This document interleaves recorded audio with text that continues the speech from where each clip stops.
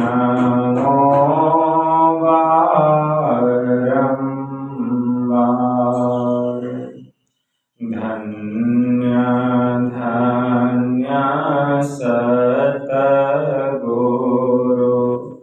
सुखद महिमा कही न जाए। जो कछु कहूँ तुम्हारी कृपा, मोत कछु न बसाए। मोत कछु न बसाए। श्री सद्गुरु महाराज की जय।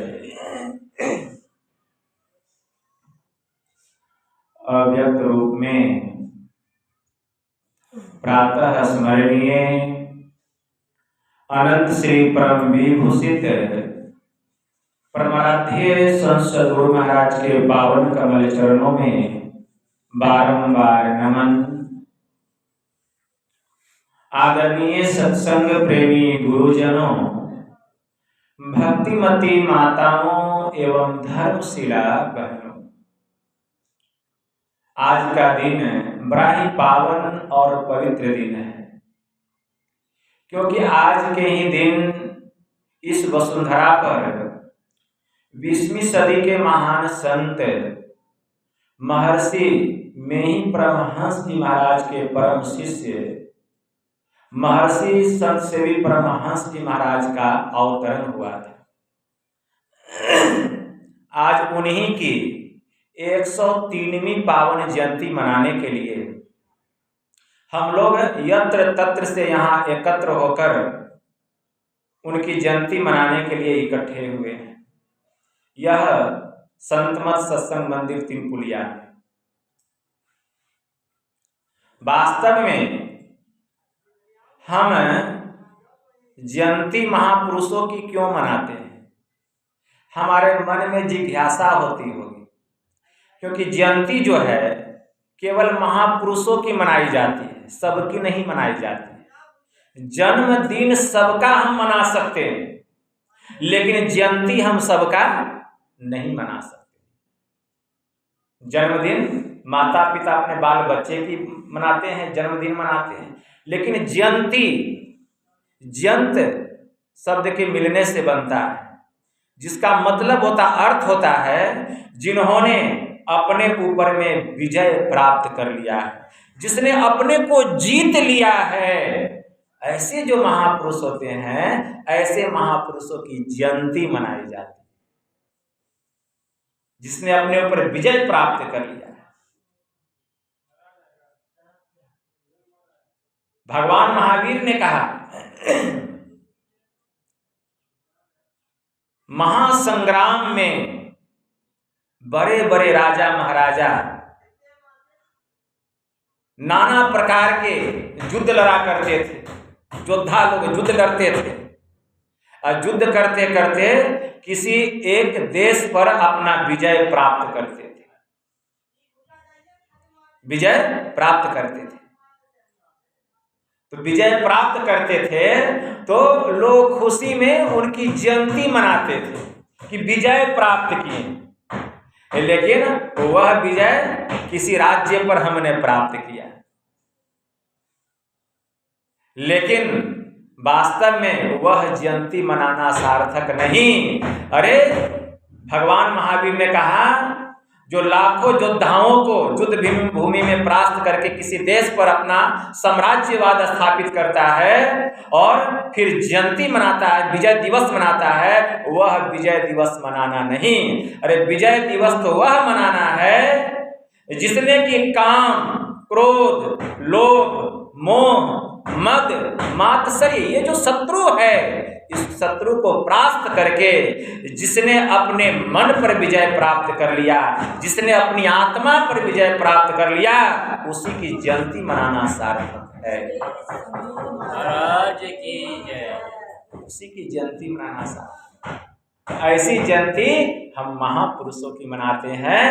तो हमारे महर्षि मेहित परमहंस जी महाराज आज 20 दिसंबर को जिनकी हम जयंती मना रहे हैं, महर्षि मेहित परमहंस जी महाराज की, वे ऐसे पहुंचे हुए महापुरुष हैं। थे नहीं हैं, थे कहने से पास्ट हो जाता है, इसलिए थे नहीं हैं। क्योंकि संत जो है वे मरते नहीं है, जागृत जिंदा सतगुरु जग में सब जिनको कर जोड़ा है, गुरु महाराज ने पदावली में कहा। इनकी वाणी में आया भगवान हमारा निर्माण कर सकते हैं, लेकिन हमारा निर्वाण तो संत सदगुरु के हाथों में है। भगवान हमारा निर्माण कर सकते हैं, लेकिन निर्वाण नहीं दिला सकते हैं। हमारा जो निर्वाण है, हमारी जो मुक्ति है, वह संत सदगुरु के हाथ में है। जब तक उनकी कृपा नहीं होगी, इस जीव को मुक्ति मिलने वाली नहीं है। इसीलिए श्री हजूर संत सेवी परमहंस जी महाराज की वाणी में आया, मानव तन की प्रधानता भोगों की बहुलता में नहीं है, बल्कि ईश्वर भजन की मादकता में है। श्री हजूर संत सेवी परमहंस जी महाराज ने कहा कि मानव तन की जो बहुलता है, वह मानव तन की जो प्रधानता है, बहुलता है, वह विषय भोगों की मादकता में नहीं है, बल्कि ईश्वर भजन की मादकता में है। विषय भोग की बहुलता में नहीं है, ईश्वर भजन की मादकता में। इसलिए यह जो मनुष्य का शरीर मिला है, तो उन्होंने कहा तन पवित्र गुरु सेव कर, धन पवित्र कर दान, मन पवित्र हरि भजन कर, तब पावे पद निर्वाण। श्री हजूर संत सेवी परमहंस जी महाराज की वाणी में आया, बद्ध दशा में जीव है, मुक्त दशा में राम, और जो कोई जाने राम को वे भी होते राम। कानों को दे फूंक, ठीक है ना। श्री हजूर संत सेवी परमहंस जी महाराज की वाणी में आए, आंखों को दे खोल, भ्रम का पर्दा टाले, अब मन का सारा मैल कान को फूंक निकाले, और गुरु चाहिए ठीक पारस के जैसा, जो सोने का कसर मिटा सोना कर डाले। ये सब श्री हजूर संत सेवी परमहंस जी महाराज की वाणी। तो ऐसे होते हैं संत सदगुरु। एक देखते हैं, एक भृंगी होता है, भृंगी होता है, वह कीट को पकड़ करके लाता है, वह जो मिट्टी का घर बनाता है, देखते हैं मिट्टी का घर बनाता है जगह जगह, उसी को कुम्हरा कहा जाता है। और वो कीड़ा को पकड़ करके लेकर के आता है, कीट को, और उसी घर में उसको डाल देता है, और डाल करके क्या करता है, और दरवाजे पर बैठ जाता है, और एकदम मधुर मधुर शब्द उसको भन भन भन भन भन भन भन भन करते रहता है, जो उसकी भाषा है, भन भनाते रहता है, और भन भनाते ही रहता है। वह कीड़ा जो है दिन रात उसी के शब्द को सुनता है, दिन रात उसी के शब्द को सुनता है। हाँ, सुनते सुनते, ठीक है ना, वह भृंगी जो है उस कीट को अपने जैसा बना देता है, उसका अस्तित्व समाप्त हो जाता है, मतलब उसका अस्तित्व समाप्त होता है, और वहां से भृंगी प्रकट होता है। तो कीट न जाने भृंग को कर ले आप समान। ऐसे होते हैं संत सदगुरु, वह उनकी कृपा जिन पर हो जाए, जिसको चाहे उसको वे अपने जैसा बना देते हैं।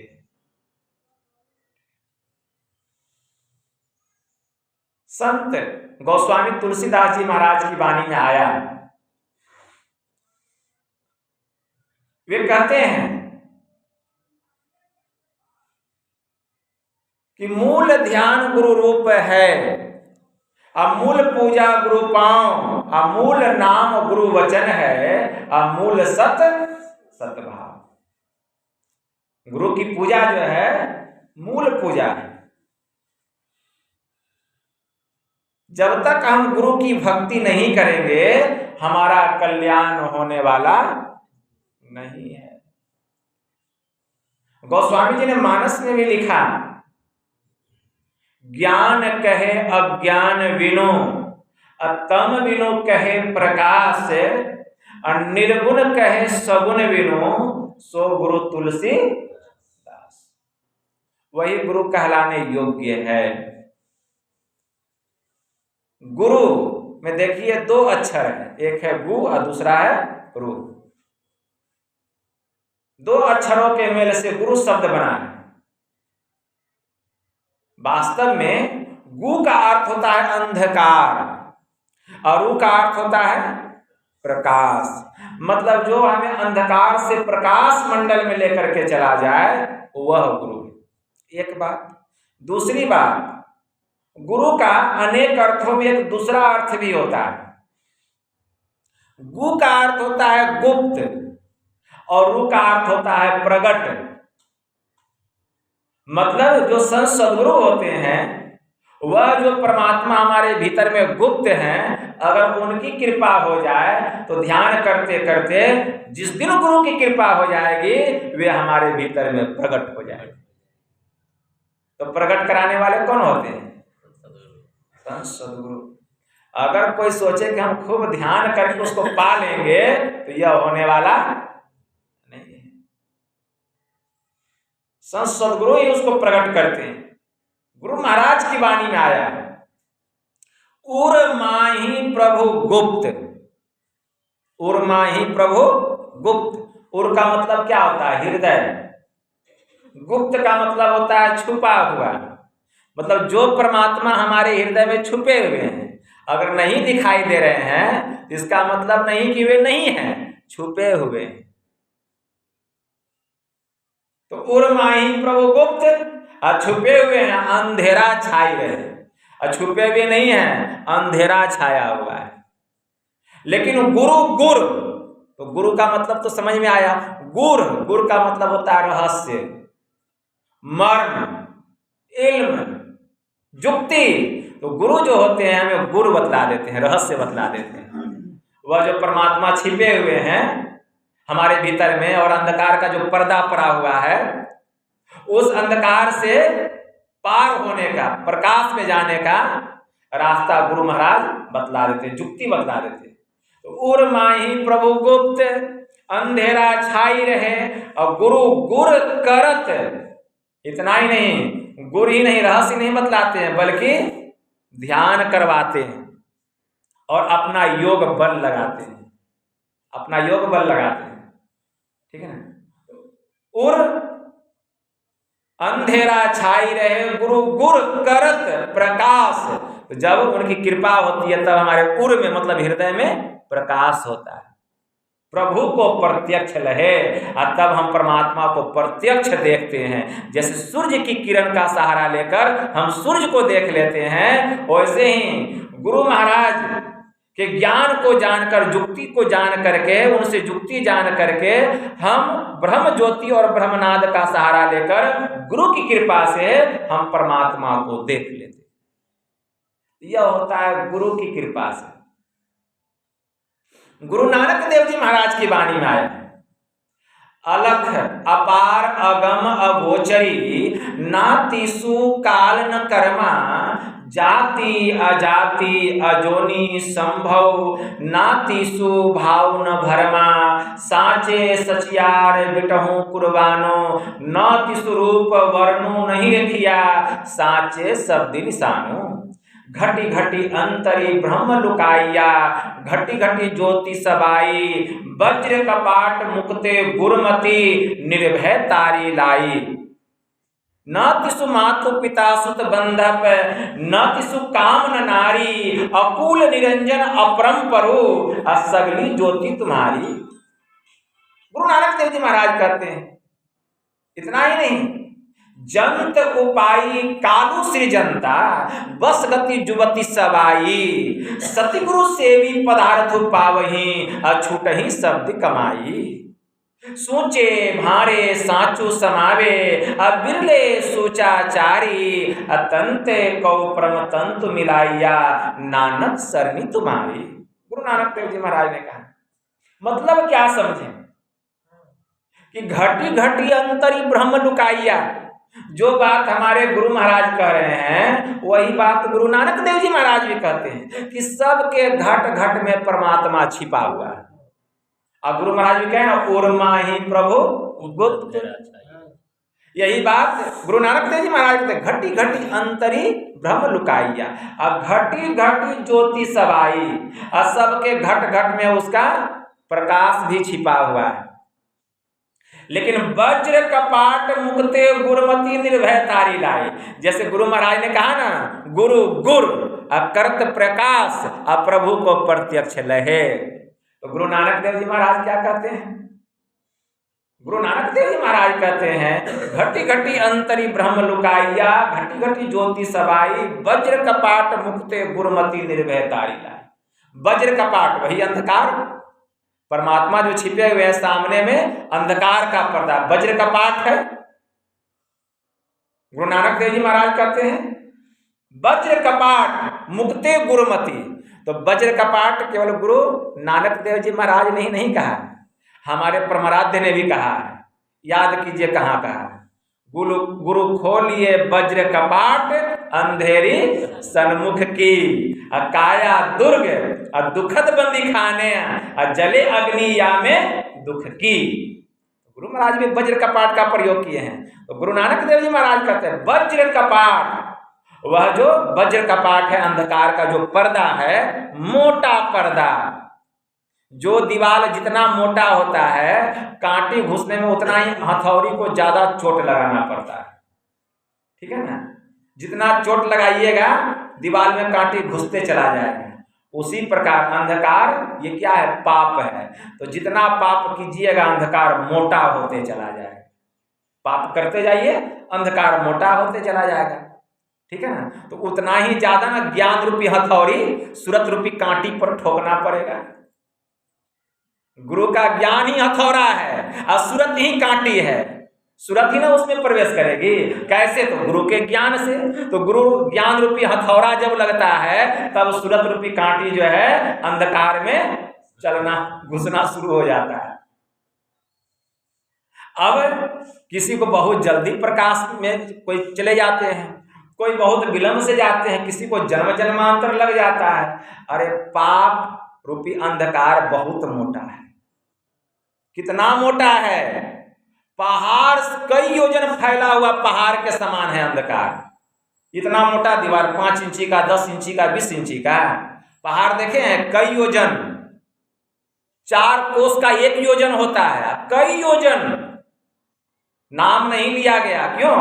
क्योंकि सबका उतना ही थोड़ी होगा पाप, इसलिए कई योजन तक फैला हुआ जो पाप रूपी दीवार है। जब गुरु ज्ञान रूपी जब हथौड़ा चलता है तब सूरत रूपी कांटी उसमें घुसती है। कहते हैं बाबा कहाँ कुछ दिखता है, कहाँ कुछ दिखता है? दिखेगा कैसे? पाप रूपी पर्दा मोटा है, लेकिन कांटी घुस रहा है, लेकिन उसको कुछ दिखाई नहीं दे रहा है, तो विश्वास नहीं हो रहा है। लेकिन कांटी घुस रहा है, सूरत रूपी कांटी उसमें घुस रही है, ठीक है ना। और एक समय ऐसा आता है गुरु महाराज की कृपा होती है। एक बात जानते हैं, गुरु महाराज की जब कृपा हो जाती है तो कितना भी योजन तक पाप रूपी दीवार हो अंधकार का, वह जो है गुरु की कृपा से जल्दी सूरत उसमें घुस जाती है। जब गुरु की कृपा होती है तो ठीक है ना। लेकिन गुरु की कृपा कब होती है? जबकि नित्य प्रतिदिन हम ध्यान करते हैं, नित्य प्रतिदिन हम सत्संग करते हैं। जो नित्य प्रतिदिन ध्यान करता है, सत्संग करता है, अगर उसको कई बार जन्म लेना पड़े तब मुक्ति मिलेगी, और गुरु की कृपा हो जाए तो इसी जन्म में मुक्ति मिल जाए। श्री सद्गुरु महाराज। इसीलिए कृपा प्राप्त कीजिए, कृपा प्राप्त कीजिए। तो कृपा प्राप्त करने के लिए क्या करना पड़ेगा? उनकी आज्ञाओं का पालन करना पड़ेगा, जो गुरु महाराज की आज्ञा है। 10 दिन में 1 दिन ध्यान करेंगे और कहेंगे कृपा नहीं हो रहा है। 3 टाइम ध्यान करने का है, 2 टाइम करेंगे या 1 टाइम नहीं करेंगे, कहेंगे कृपा नहीं हो रहा है। गांठ बांधिए, गुरु महाराज की वाणी में आया त्रैकाल संध्या, तीनों समय का ध्यान करना पड़ेगा। पर ये गुरु महाराज की वाणी में नित्य प्रति सत्संग कर ले प्यारा, तेरा कार सरे सारा, सार कार को निर्णय करके धर चेतन धारा, धर चेतन धारा पिंड के पारा, दसम दुआरे का ज्योति जगी जावे, अति सुख पावे शब्द सहारे का, लख बिंदु नाद तह त्रय, बंदे के सुनो सुनो में ही, ब्रह्म नाद का धरो सहारा, आपन तन में ही। तीनों समय ध्यान करना पड़ेगा और दोनों समय का सत्संग करना पड़ेगा, तब गुरु महाराज। और क्या, जो नित्य प्रतिदिन ध्यान सत्संग करेगा उसमें अपने लचीलापन आ जाएगा, स्वतः आ जाएगा, होने की जरूरत नहीं है, स्वतः हो जाता है। और आपके अंदर में इतनी नम्रता आ जाएगी, इतनी नम्रता आ जाएगी, कहने वाले कहेंगे देखो कैसा डकैत था रत्नाकर, कितना लचीलापन आ गया, वाल्मीकि बन गया। लगता था कि ये डकैत होगा। भगवान श्री राम जब आए हैं वाल्मीकि जी की कुटिया में, तो भगवान श्री राम ने क्या पूछा कि पिताजी की आज्ञा से वनवास मिला है, कुछ दिन तक यहाँ ठहरना है, आप रहने का स्थान बतलाइए कि मैं कहाँ रहूं। तो वाल्मीकि जी ने क्या कहा, पूछहूं मोही कि मैं रहूं कहाँ, अब मैं पूछत सकुचाऊं, जहाँ न तुम होई कहूं, अब तुम ही बताऊं उठाऊं। कि तुम मुझसे पूछते हो कि मैं कहाँ रहूं, हे राम मैं तुमसे पूछने में सकुचा रहा हूं कि तुम कहाँ नहीं हो। जहां तुम नहीं हो वह स्थान तुम हमको बतलाओ, हम भी तुमको बतला देंगे कि वहां जाकर के रहो। फिर क्या कहते हैं, फिर कहते हैं महर्षि वाल्मीकि जी कहते हैं कि हे राम, राम स्वरूप तुम्हार वचन अगोचर बुद्धि पर, अविगत अलख अपार, नेति नेति नित निगम कर। इतना ही नहीं, आगे भी कहते हैं, क्या कहते हैं, कहते हैं कि ब्रह्मा विष्णु महेश वे तीनों भी तुम्हारे मर्म को नहीं जान सका, वे भेद को नहीं जान सके। जग पेखन तुम देखन हारे, विधि हरि हर शंभु नचावन हारे, तेहु न जाने मर्म तुम्हारा, और तुमको को जानन हारा। लेकिन जानहि सोई जानहि, जही देहु जनाई, जानत तुम ही हो जाए। कहते हे राम, यह संसार तो तमाशा है और तुम इसको दिखलाने वाले हो। जग पेखन तुम देखन हारे, विधि मतलब ब्रह्मा, हरि मतलब विष्णु पढ़िए रामचरितमानस, हर मतलब महादेव, विधि जग पेखन तुम देखन हारे, विधि हरि हर तीनों का नाम आ गया। नचावन हारे, इन तीनों को अपने इशारे पर नचाने वाले हो। हमसे पूछते हो कि मुझे वह स्थान बताइए जहां जाके मैं रहूं, अब तेऊ न जाने मर्म तुम्हारा, वे तीनों भी तुम्हारे मर्म को नहीं जान सके, तो तुमको और कौन जान सकता है, लेकिन मैं जानता। महर्षि वाल्मीकि जी कह रहे हैं मैं जानता हूं, तब न कह रहे हैं कि बताओ वह कौन सा स्थान है जहां तुम नहीं रहते। हम बोल देते वहां जाके रहो। तेव न जाने मरम तुम्हारा और तुम्हें को जान ना रहा, तो सोई जान ही जही देहु जनाई।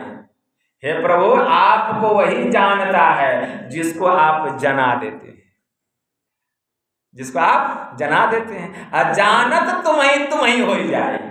और जिसको आप जना देते हैं प्रभु, और जो आपको जान लेता है, वह आपके जैसा हो जाता है। उसमें और आप में कोई अंतर ही नहीं है। इसीलिए हमारे परमराध ने कहा सच्चे संत का दर्शन। ऐसे गुरुदेव ने नहीं कहा, उन्होंने रामायण को पढ़ा नहीं बल्कि ध्यान किया, उस ज्ञान को जानने के लिए गढ़ा। हम लोग पढ़ते हैं लेकिन संत महात्मा गढ़ते हैं, मतलब अन्वेषण करते हैं, खोज करते हैं कि बात सत्य है कि असत्य।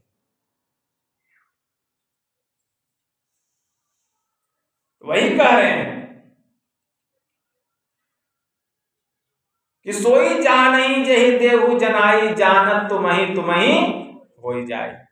जिसको तुम जना देते हो तुमको जान करके तुम्हारे जैसा ही हो जाता है। इसलिए हमारे गुरुदेव ने कहा कि सच्चे संत का दर्शन और ब्रह्म का दर्शन, मतलब परमात्मा का दर्शन, दोनों बराबर है, सम है। ऐसा विश्वास जिसके हृदय में है। पहली बात कि विश्वास नहीं होता है कि संत कैसे भगवान हो जाए, लेकिन ऐसा विश्वास जिसके हृदय में है वह तेज भाग्य वाला है, वह तेज भाग्य वाला है। इसीलिए गुरु में और परमात्मा में कोई अंतर नहीं है। गुरु गोविंद दौ खरे काके लागो पाऊं, बलिहारी गुरु आपने गोविंद दियो बताओ। ये तो गुरु की बलिहारी है कि उन्होंने गोविंद का ज्ञान बताया, नहीं तो भटकते रह जाते हैं, लेकिन गोविंद का ज्ञान नहीं होता। मीराबाई ने कहा, मीराबाई क्या कहती है? मीराबाई कहती है कि सत्य की नाव खेवटिया भव सागर तर आयो, कृपा करी मेरे सतगुरु, कृपा करी मेरे सतगुरु। सत्य की नाव जो खेवटिया है उसी से भवसागर को मैंने पार की, कृपा करी सतगुरु जन्म जन्म अपनायो। मीराबाई की वाणी में आया, कहती है ना कि खर्चे नहीं कोई चोर न लेवे, दिन दिन व्रत सब आयो, सत्य की नाव खेवटिया भवसागर तर आयो, कृपा करी सतगुरु मोहि अपनायो। कृपा करके सतगुरु ने मुझे इस संसार रूपी सागर से छुटकारा दिला दिया। यह ऐसा ज्ञान है कि उसको चोर चुरा नहीं सकता है, लेकिन धन आपके पास रहेगा, अगर चोर को पता चल जाए वह चुरा लेगा, चुरा लेगा। एक कथा याद आ गई कि एक सेठ जी थे, उन्होंने विदेश में जितना वो ले करके गए थे अपना सामान बेचा तो उनके पास बहुत धन हो गया। अब धन हो गया तो उनके मन में हुआ कि इतना सारा धन हम ले करके जाएंगे कैसे। तो वो गए जोहरी के पास, जोहरी के दुकान में, और सारा धन दे करके उससे कीमती लाल खरीद लिया कि ले जाने में आसानी हो। लेकिन वहीं पर एक डकैत चोर था, वह देख लिया लाल को थैली में रखते हुए, बस वहीं से उसका पीछा पड़ गया कि किसी तरह इस लाल को चुराना है। लेकिन सेठ जी भी भांप लिए कि यह डकैत जो है इस लाल को रखते हुए देख लिया है, वह भी उसके पीछे पड़ गया। सेठ जी को अपने गांव जाना था, स्टेशन गए, वह चोर भी पीछे पीछे स्टेशन आया। जिस ट्रेन पर सेठ जी चढ़ते हैं उसी ट्रेन पर वह भी चढ़ा। जिस बोगी में जा करके वे बैठे उसी बोगी में वह भी सेठ जी के बगल में ही जा करके बैठ गया। और क्या, अब किसी तरह बात बनाना है, अपने में घुलाना मिलाना है।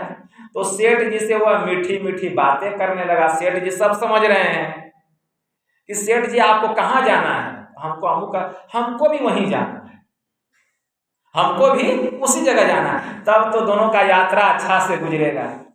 अब दोनों गप करते करते जा रहे हैं। सेठ जी तो सोच रहे हैं कि ये पड़ गया, कैसे इससे छुटकारा पाया जाए। ट्रेन रुकी तो वहां से सेठ जी का घर अभी 10 किलोमीटर दूर था। तो रात हो गई, तो रात्रि गुजारना है। तो दोनों एक धर्मशाला में जा करके ठहर गए। धर्मशाला में 2 बेड था, 2 ठो को रहना है। तो दोनों अपना अपना बेड पर जा करके सो गया। जब आधी रात हुई तो सेठ जो था वह देखा कि ये जो है सोया हुआ है, लेकिन अभी इसको नींद लगी नहीं है। सेठ जी को पता है। तो सेठ जी कहते हैं उस व्यक्ति की, सुनो जी, बहुत जोरों की भूख लगी, भोजन लेकर के आ। तो सेठ जी, हमको भी बहुत जोर का भूख लगा, चलिए ना दोनों मिल करके खाएंगे वहीं पर। कहा कि नहीं, या तो मैं जाता हूं या तुम जाओ। तो सोचा कि इसको खुश रखना है तो इसको क्यों भेजेंगे सेठ जी को, हम ही चल। सेठ जी, अच्छा आप यहीं बैठिए, मैं भोजन लेकर के आता हूं। तो बगल में भोजन मिल रहा था। अब वो चोर चला गया भोजन लाने। इतने में सेठ जी अपना लाल निकाले और उसके बेडिंग के नीचे में रख दिए, घुसा करके लाल उसी के बेड के नीचे में रख दिए। चोर तुरंत आया, रुकने वाला है वहां, तुरंत आया झट से। बस भोजन जो है किए, सेठ जी भोजन किए, चोर भी भोजन किया। अब भोजन करके सेठ जब आराम का नींद सो गए, आराम का नींद। और जब सो गए और जब 2-3 बजा तो देखता है वो चोर की सेठ जी सोया है कि जगा है। तो पहले कान लगाता है उनके नाक के पास में, हृदय के पास में, लगता है कि नहीं ये एकदम गहरी नींद में सो गए। थोड़ा सा धक्का मुक्की देते हैं, लेकिन सेठ जी पर उसका कोई प्रभाव नहीं पड़ा। अब तो वह सेठ जी के कमर में हाथ घुसाने लगा, पैकेट में हाथ घुसाने लगा। उसके बाद उनका जो बिस्तर था, तकिया था, कंबल था, सब में हाथ घुसाने लगा। रात भर वह परेशान हो गया, लेकिन लाल कहीं उसको मिला नहीं, कहीं भी उसको लाल नहीं मिला। अब होते होते 4 बज गया। अब सोचा कि जग जाएंगे सेठ जी। अब वह सो गया। जब सो गया तो सुबह हुई। जब सुबह हुई तो वह भी उठा। अब उठा तो कहे कि अब चाय पानी पीना है, तो जाओ चाय लेकर के आओ। अब तो मन से बहुत दुखी है, चाय लाने के लिए गया। बस सेठ जी इतने उसके बेडिंग से अपना लाल निकाल के अपने थैली में रख लिया, लाल रख लिया अपने पास में। अब जो चाय पिया, नाश्ता किया, फिर दोनों वहां से चला। अब सेठ जी का घर नजदीक आ गया। तो सेठ जी कहते हैं, देखो जी मेरा घर अब नजदीक आ गया, चलो तुमको भी मेरे घर चला। नहीं सेठ जी, बगल में ही मेरा भी गांव है, हम चले जाते। लेकिन सेठ जी आपसे एक बात पूछना चाहते, आपने वह लाल रखा कहाँ? आपने वह लाल रखा कहाँ? मैं देखिए, न तो मेरा यहाँ घर है, न मकान है, न दुकान है, मैं चोर हूँ, चोर। और जब से आप लाल खरीदे हैं अपना सब धन दौलत लेके, उसी समय से मैं आपके पीछे लगा कि किसी तरह वह लाल मिल जाए। लेकिन रात में मैंने बहुत खोजने का प्रयास किया, लेकिन लाल मिला नहीं। कम से कम अब तो आपका घर पास आ गया, अब तो बतला दीजिए, क्योंकि अब तो ले सकेंगे नहीं। अब हमको भी माफ कर दीजिए, मेरा पूरा परिश्रम व्यर्थ चला गया। तो सेठ जी कहते हैं कि देखो जी, लाल तुमने सब जगह खोजा, लेकिन अपने पास नहीं खोजा। अगर अपने पास खोज लेते तो वह लाल तुमको मिल जाता। ठीक है ना? तो सुनो, जब तुम गए थे भोजन लाने के लिए, तो मैं अपने पास से लाल निकाल के तुम्हारे बेडिंग के नीचे रख दिया था। और जब तुम चाय लाने के लिए गए तो निकाल के अपने पास रख दिया। इसीलिए लाली मेरे लाल की जित देखो तितलाल, और लाली देखन मैं गई मैं भी हो गई लाल। और जो कोई खोजे लाल लाल, जो सब कोई कहे सबकी गांठी लाल। और गांठी खोली के परखे नाही तासो भयो कंगाल। अगर हम अपने में वह खोजते तो वह लाल मिल जाता। तो देखिए, अगर सेठ जी बुद्धि नहीं लगाते तब तो वह लाल चला जाता। इसलिए लाल इधर उधर कहाँ खोज रहे हैं, अपने पास में खोजिए। जिस दिन गुरु की कृपा होगी वह लाल आपको मिल जाएगा, लेकिन इसके लिए परिश्रम करना पड़ेगा। तो वह तो एक मामूली लाल था, लेकिन कीमती लाल हम सबके भीतर में, कीमती लाल हम सबके भीतर में, लेकिन हम उसको अपने भीतर में खोजते नहीं हैं, इसीलिए हम कंगाल बने हुए हैं। जिस दिन वह लाल मिल जाएगा, वह लाल क्या है, वह है परमात्मा रूपी लाल। जिस दिन परमात्मा रूपी लाल की प्राप्ति हो जाएगी तो हम कंगाल नहीं मालो माल बन जाएंगे। इसलिए लाली मेरे लाल की जित देखो तित लाल, लाली देखन मैं गई मैं भी हो गई लाल। और यहाँ सीधा कहे मैं भी हो गई मालो माल। और कभी तो कहते हैं लाल ना, कि लाली देखन मैं गई मैं भी हो गई लाल, मैं भी हो गई मालो माल। ठीक है ना, तो कहने का मतलब, इसीलिए सच्चे और पक्के सदगुरु से सदयुक्ति जानकर हम नित्य प्रतिदिन ध्यान करें, सत्संग करें, तब यह जयंती मनाना हमारा सार्थक होगा। जैसा कि श्री हजूर संत सेवी परमहंस जी महाराज ने कहा कि तन पवित्र गुरु सेवकर। जब तक हम गुरु की सेवा नहीं करेंगे हमारा शरीर पवित्र नहीं होगा। धन पवित्र कर दान, जब तक कुछ धन हम दान नहीं करेंगे हमारा धन पवित्र नहीं होगा। बहुत लोगों के मन में होता है कि महात्मा लोग दान करने के लिए कहते हैं। महात्मा लोग नहीं कहते हैं, भगवान कृष्ण कहें गीता, उनका उपदेश वे सुनाते हैं। भगवान महावीरेश्वर श्री कृष्ण ने श्रीमद् भगवत गीता में अर्जुन से कहा कि हे अर्जुन, अपनी पवित्र कमाई का 10वां अंश हमें धर्म के काम में लगाना चाहिए, धर्म खाते में दान करना चाहिए, साधु संतों की सेवा में सत्संग में लगाना चाहिए, तब वह धन पवित्र होता है। अगर बिना दान किए अगर कोई धन का भोग करता है, कितना ही पवित्र क्यों ना हो वह धन, बिना दान किए वह पवित्र होने वाला नहीं है। इसलिए धन की गति 3, उत्तम गति दान, मध्यम गति भोग, अंतिम गति नाश। अगर हम धन का न दान किए न भोग किए और उसको एकदम जमा कर करके रखते गए, जमीन में गाड़ के रखते गए, तिजोरी में रखते गए, बैंक बैलेंस करते गए, मतलब जहां मिला कि कोई देखे नहीं, ठीक है ना, तो एक दिन उस धन का नाश हो जाता है। देखिए मोदी जी आए, 1500 का नोट बंद हो गया। देखिए नदी के किनारे बोरा का बोरा मिल रहा है, तो नाशे न हुआ है, अभी तक मिल रहा है। अब मोदी जी 2000 का भी नोट बंद करने वाले हैं, सुन लीजिए। परसों का ही न्यूज हम देख रहे थे कि 2000 का नोट बंद हो जाएगा। तो जो लोग जमा करके रखे होंगे 2000 का नोट, तो वो भंजा ले बैंक में जा करके, तो अच्छा रहेगा, तो उसका भी नाश हो जाएगा। ठीक है ना, यही धन की गति 3, उत्तम गति दान, मध्यम गति भोग और अंतिम गति नाश। अब लोग जमा भी वही करता है जो मोटा नोट है, जो मोटा नोट है उसी को जमा कर। अब पतला पतला जो छोटा छोटा है, रेजकी हुआ, 1 टकिया 2 टकिया 10 टकिया 5 टकिया 50 टकिया, उसको खर्च करता है। इसीलिए कहने का भाव मेरा ये है कि परमात्मा ने हमको जो धन दिया, उस धन को दान में लगाने से वह धन पवित्र होता है। कितना अंश? तो 10वां अंश। 10वां अंश का मतलब समझे, 100 में 10 रुपया, तो 1 लाख में कितना हुआ? 10,000। तो लोग तो उतना करेंगे नहीं। देखिए 10वां अंश, लोग इतना करेंगे नहीं करेंगे। तो जहां तक हो सके अपनी शक्ति के अनुकूल, समझे, अपनी शक्ति के अनुकूल उस अंश को लगाना चाहिए दान में, तो वह धन पवित्र होता है, वह धन सार्थक होता है। तब जो उसको हम भोग करते हैं तब वह पवित्र कमाई का धन कहलाता है, और नहीं तो अंतिम गति हो जाएगी। इसीलिए तन पवित्र गुरु सेवकर, धन पवित्र कर दान, और मन पवित्र हरि भजन कर। मन कैसे पवित्र होगा? जब हम सत्संग करेंगे।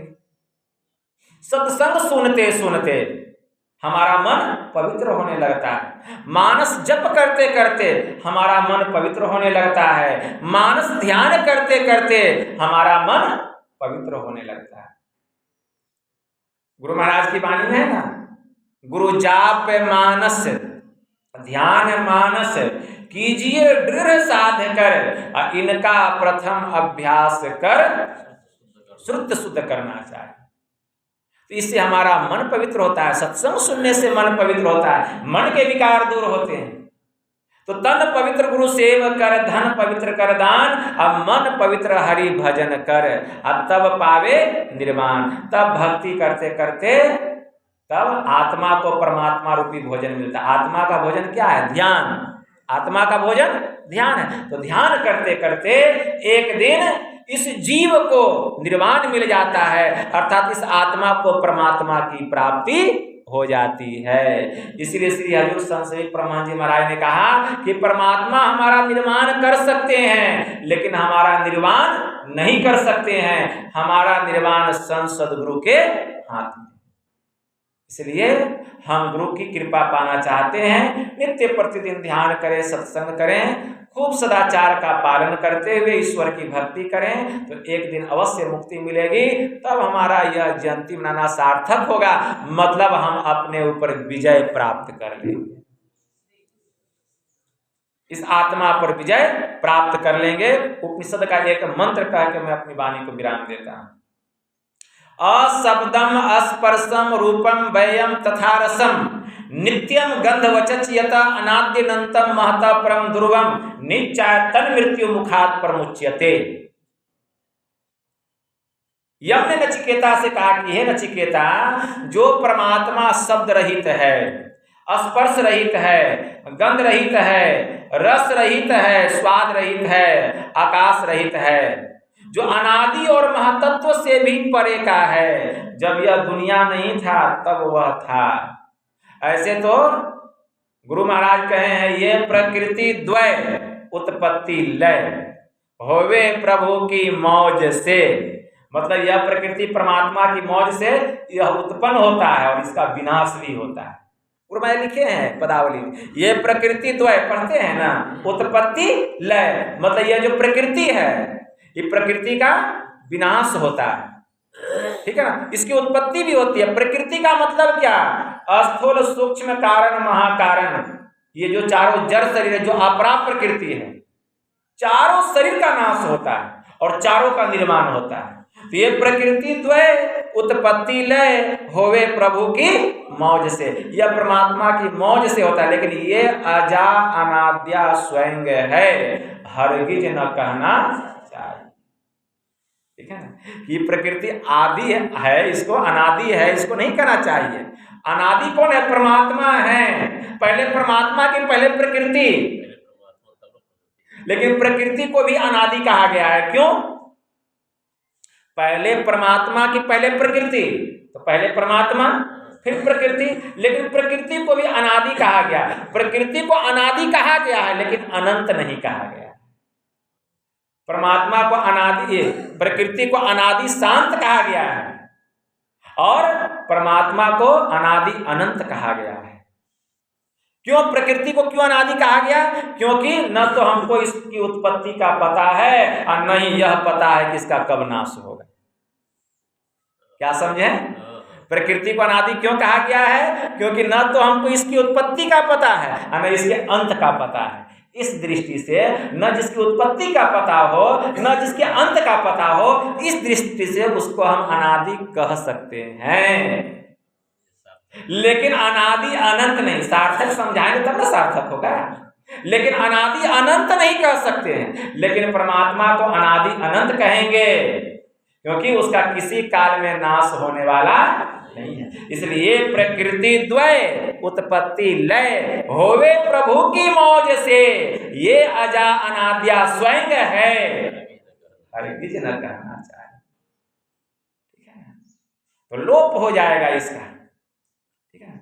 इसीलिए उपनिषद में यज्ञ नचिकेता को उपदेश किया कि जो परमात्मा स्पर्श रहित है, गंध रहित है, शब्द रहित है, रस रहित है, आकाश रहित है, जो अनादि और महतत्व से भी परे का है, ऐसे परमात्मा को जो जान लेता है वह मृत्यु पर विजय प्राप्त कर लेता है, वह अपने ऊपर अधिकार प्राप्त कर लेता है। ऐसे महापुरुषों की जयंती मनाई जाती है। इसलिए ऐसे महापुरुष श्री हजूर संत श्री परमहंस जी महाराज 20वीं सदी के महान संत सदगुरु महर्षि में ही परमहंस जी महाराज के परम शिष्य श्री हजूर संत श्री परमहंस जी महाराज की जयंती हम लोग मना रहे हैं। और यह तब सिद्ध होगा, तब सार्थक होगा जबकि हम इनके आदेश और उपदेश को अपने जीवन में उतारेंगे। इसलिए हम लोग संकल्प करें कि इनके आदेश और उपदेश को अपने जीवन में उतारेंगे और इनकी जयंती को हम सार्थक बनाएंगे। यही थोड़ा सा आप लोगों की सेवा में कहा, बस इतना ही कहकर मैं अपनी वाणी को यहीं विराम देता हूँ। बोलिए प्रेम से श्री सद्गुरु महाराज की जय।